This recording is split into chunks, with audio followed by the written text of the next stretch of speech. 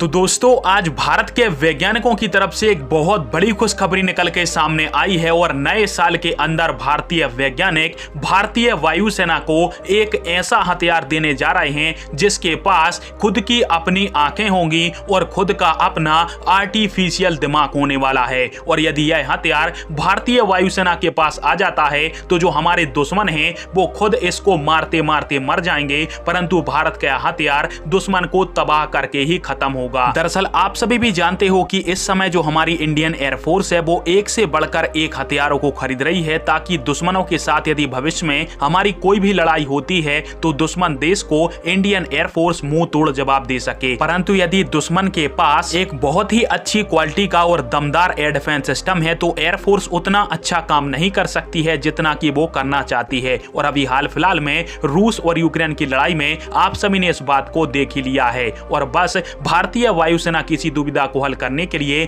भारत की HAL और इसके अलावा प्राइवेट सेक्टर की company new space research and technology मिलकर एक ऐसा हवा से लॉन्च होने वाला हथियार बना रहे हैं जिसके पास अपना खुद का आर्टिफिशियल दिमाग होगा, साथ में इसमें कैमरे भी लगे होंगे जो कि आंखों का काम करेंगे और इससे भारतीय वायुसेना के जवान बड़ी ही आसानी से दुश्मन देश के टारगेटों को चुन चुनकर ध्वस्त कर पाएंगे। दरअसल आप सभी को मालूम होगा कि भारत का HAL एक अल्फा S नाम के स्वामेंग ड्रोन के ऊपर काम कर रहा था और यह जो स्वामेंग ड्रोन है वो भारत के वायुसेना के फाइटर जेट और हेलीकॉप्टरों के अंदर भारतीय वायुसेना लगाना चाहती है ताकि युद्ध के समय इस ड्रोन को लॉन्च करके दुश्मन के घर में घुसकर उसके सभी बख्तरबंद वाहन, एयर डिफेंस सिस्टम और रडारों को आसानी से तबाह किया जा सके। क्योंकि यह जो अल्फा S नाम का स्वामेंग ड्रोन है वह एक आत्मघाती हमलावर ड्रोन है, यानी ऐसा ड्रोन जिसको हेलीकॉप्टर या फिर फाइटर जेट से एक बार लॉन्च कर दिया जाएगा तो यह लगभग 1 घंटे तक